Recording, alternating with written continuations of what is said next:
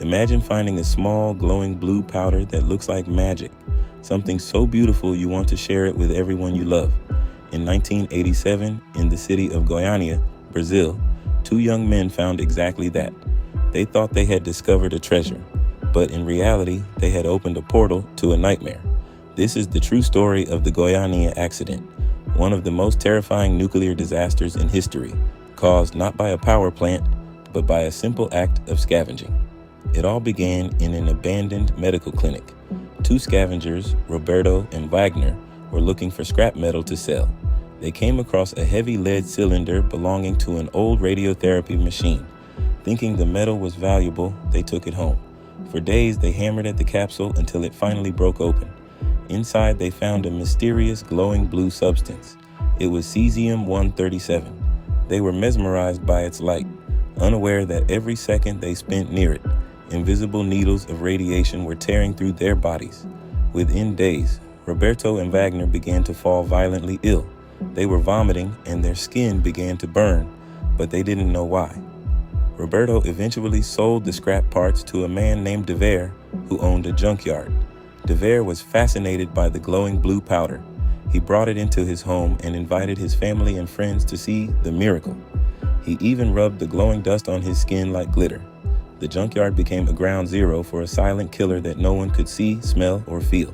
The most heartbreaking part of this story involves De Vere's 6-year-old niece, Laide das Neve. Her father brought some of the glowing dust home to show her. Fascinated by the blue glow, the little girl ate her sandwich while her hands were covered in the powder.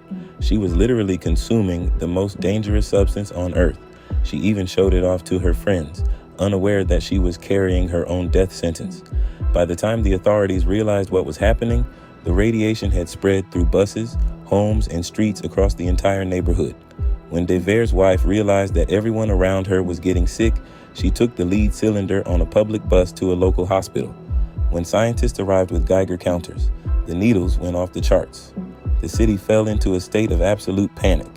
The government had to screen over 100,000 people in a local football stadium. Thousands of homes had to be demolished, and the topsoil of the earth had to be scraped away. The victims were buried in heavy lead coffins lined with concrete to prevent the radiation from leaking into the ground. The Goiânia disaster left 4 people dead, including young Laida, and hundreds more with lifelong illnesses. It remains a haunting reminder of how dangerous nuclear waste can be when it is not properly secured. The junkyard owner, De Vere, survived the radiation, but died years later from depression and guilt. What do you think? Should the hospital be held responsible for leaving such a dangerous machine behind? Let me know in the comments. If you found this story powerful, please subscribe for more true mysteries. Until next time, stay safe.